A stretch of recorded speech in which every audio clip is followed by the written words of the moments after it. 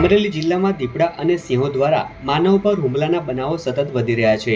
જેના કારણે ખેડૂતો સહિત ગ્રામજનોમાં ભય અને આક્રોશ જોવા મળી રહ્યો છે।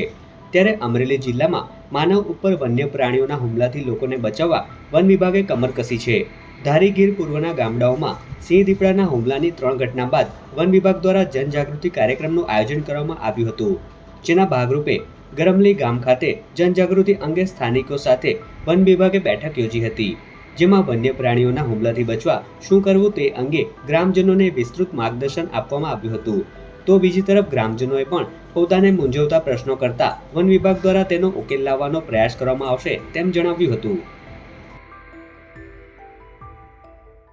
હાલ તો લોકોને વન્ય પ્રાણીના હુમલાથી બચાવવા માટે મારી રેન્જનો તમામ સ્ટાફ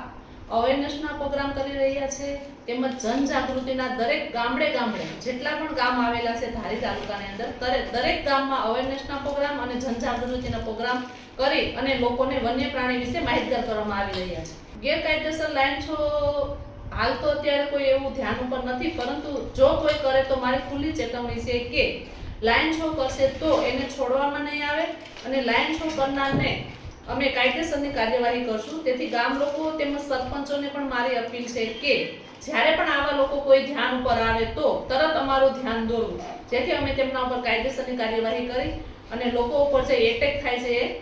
એનાથી બચી શકીએ।